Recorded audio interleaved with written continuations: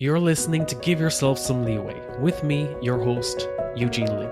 Over the last 5 years, through my burnout experience, podcasting, and coaching, I have learned a lot about burnout recovery as a high achiever. What to do, what not to do, and the common mistakes that many people, like myself, make along the way. This podcast is dedicated to help you break the burnout cycle. Optimize your life for peak performance when you need it most, and rediscovering how to truly enjoy living again. That's the key to your growth and success. Many people confuse being burnt out with, am I exhausted? Maybe I just need a weekend to recover. Am I burnt out, or is this just an intense period, a very stressful period, and I might need a week or two to recuperate? Or maybe I'm not feeling like my usual self lately. What's with that? Is there something bigger at play here? Maybe I am burnt out, but how do I recognize that? I had a guest, Jimmy Burrows, last year, and he had this framework, this acronym for remembering the 5 signs of burnout: A, E, I, O, U. And if you can recognize the symptoms of burnout, you might be experiencing one and you might not be burnt out. But if you're experiencing 3 or more of the symptoms, then there's a high chance that you're burnt out and that you can take proactive steps to recover from that. Now, burnout does not just affect you, it affects everyone around you. It affects your family, it affects your friends, it affects your work, it affects your team. It affects how you show up in the world.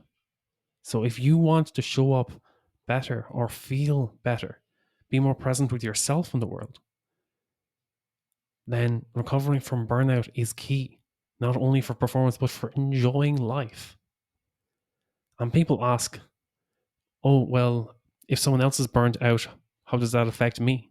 Well, if it's someone in your team that's burnt out, they're probably taking time off work, or they're not as actively engaged in the work that they do. They're not fully present. They might be isolating and disconnecting from others, and that affects the team. As a manager, if you're burnt out, then that's going to affect the team as a whole. The way that you show up, the energy that you bring to the table, is what motivates or inspires the team to work together.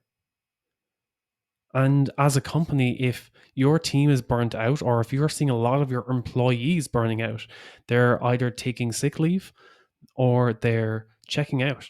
They're quiet quitting, or they're updating their CVs and seeing where else they can go. There's probably a high turnover rate. And that's a cultural change that needs to happen within the company in order to improve performance, in order to get people connected with the work that you want to do, with the vision that you want to create. So how do we recognize burnout? The acronym AEIOU. A is for anxiety. If you're feeling that constant unease and anxiousness in all the work that you do, in how you show up, that you're constantly feeling like, oh, I'm on edge all the time. Anxiety is one of the key ways to recognize burnout. And with that anxiety, if you experience any of the other symptoms, you feel like, oh, because I'm not performing at my best, people are always judging me, or I need to put up this facade or have this image at all times, otherwise people are going to see me as a fake. And the imposter syndrome gets in also. E is for exhaustion. And this is more than just feeling like, oh, I'm tired from working Monday to Friday and I'm going to need the weekend off if I'm going to be able to feel better on Monday. You can be tired after a long week at work, but it's more chronic exhaustion that comes with burnout. And this comes over long term, expending your energy past your limits. And I know a lot of people who compensate. Hell, I even know myself, I compensated a lot for lack of energy from working long shifts, from having long days and intense work, and trying to compensate in some way to make sure that my energy levels were not always completely depleted. in some ways, but not always in healthy ways. For a long time, it was caffeine. And caffeine is, people turn to, the coffee machine at work, or they have energy drinks, or they have Coca Cola, and all these sugars that help to get them through the day. All these snacks get them through the day. Just keep on pushing that needle a little bit further, and that's okay in small periods. In intense periods, yes, it can help push the needle a bit further, but over time, chronically, it does not help to have caffeine all the time. Chronic use of expending your energy levels just past that limit are not going to extend your energy levels. It's like having an account of energy, like a bank account, and you're constantly dipping into your savings all the time. Next thing you run out of savings, like, okay, I'm just going to go into overdraft because I need to expend that little bit more energy that I've been doing all the time. Even though I don't have anything left in the savings account, I'll just keep on expending into overdraft because this is the new standard that I've set for myself without actually taking the time back to replenish those energy levels, to fill your cup again. And over time, you're going to find yourself in significant debt of energy. And it's not a simple matter of taking the weekend off or taking a week's vacation to replenish all those energy levels, because often that's come at the cost of getting less sleep, working longer hours, normalizing working 12 to 16 hours a day to make you look like the hardest worker in the room. Whereas if you've been sacrificing your sleep hygiene, and pushing the needle with caffeine and other substances to stay awake for longer or try and stay focused for longer, you've actually been sabotaging your own health. And by not getting sufficient sleep and recovery, you're not able to make the same key decisions as you were 6, 12 months ago or years ago if this has been a chronic habit. I is for isolation. And this is not simply just isolating yourself from other people, but it's also disconnecting from yourself.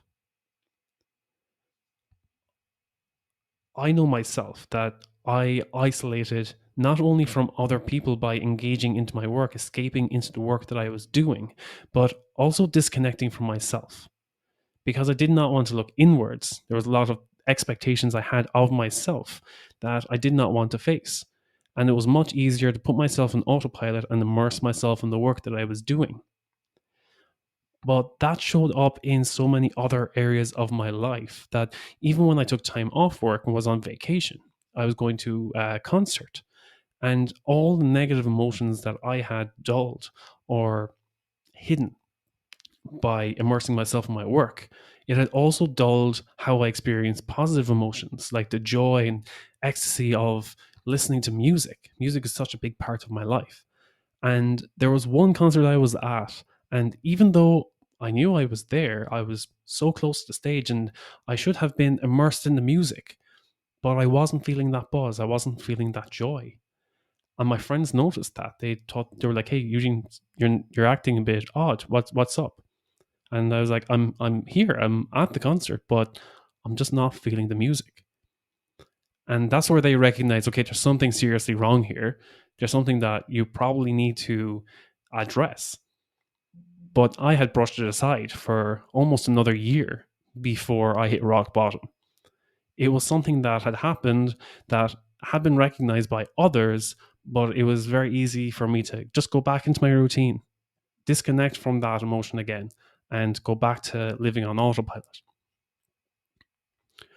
Always for overwhelm. And if you're feeling overwhelmed by juggling too many balls or spinning too many plates all at once in an effort to look busy and productive and responsible for so many things, but at the same time not having any outcome or output from all of the effort you're putting in, you're juggling so many plates that if you can't keep them all spinning all at once and they start to fall, you feel like a failure. And you're putting so much energy into things that have no results because you cannot concentrate on getting to an end result on any of them. And that impending pressure of deadlines and not achieving what you want to achieve that fear of failure, that can crush you. And U is for unmotivated. If you're feeling that cynicism and unmotivated by the work that you do, that no matter what effort you make, it's not going to make a difference. You're going to have no impact on anything or any influence on anything, no matter what you do. If you feel like you've been constantly micromanaged and someone always looking over your shoulder and putting you down, or even if I do have the freedom to do what I want to do, it's not going to go appreciated or recognized. So I might as well do nothing, or I might as well do the bare minimum because I won't get recognition anyway. Or I'm not going to take on any new projects because I don't see myself having an impact here in the long term. So there's no point in putting in that effort. That can be so demotivating in itself that if you see no future, no progress, no reason to take up a new challenge, that can deplete your energy levels also. That you don't feel that there's any passion or purpose for the work that you do. So you could experience any of these symptoms on their own, and it could be an isolated incident. And yes, you can recover from it in a short period of time. But if you're feeling a combination of these, if you're feeling anxious, exhausted, and overwhelmed, or you're feeling isolated, you're disconnected from others, you're unmotivated by the work that you do for your team, and you're also overwhelmed that you have so many things expected of you, yet you're unmotivated and feel that nothing you do is going to have any impact or influence or meaning anyway, then why am I putting so much effort into something that has no impact or will give me no appreciation or results? If you're feeling this way, this is going to impact how you show up in the world, not only for the workplace, for your career, but also for how you show up to your family and to your friends, how you show up for yourself, how you take care of your own health.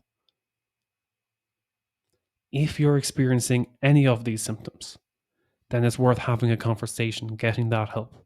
If you're experiencing 3 or more of these symptoms, then that's that's alarm bells for me. If 3 or more of those are on your list, if you tick those boxes for anxiety, exhaustion, isolation, overwhelm, and feeling unmotivated, then it's time to take proactive steps to overcome that burnout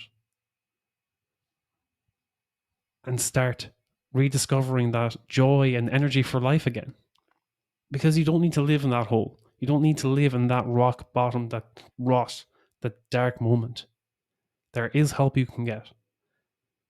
And you can take the small steps forward rather than staying in that endless cycle. If you're feeling overwhelmed, exhausted, stuck in a rut, or running in circles all the time, trust me, I've been there too.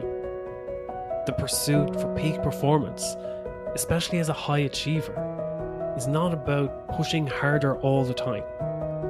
It's about learning to work smarter, find balance, and reignite that spark that got you started in the first place. That's why I developed the Burnout Recovery Blueprint. Join me for 12 weeks to overcome your burnout. Let's break the burnout cycle and restore your vitality. Develop sustainable habits proven for peak performance when you need it most. Rediscover the meaning and purpose in the work that you do. And boost your productivity and impact without sacrificing your health. If you're ready to invest in your personal growth and success, let's break the burnout cycle together. Let's work together. Let's have that call. The link is in the show notes. Until next week, take care.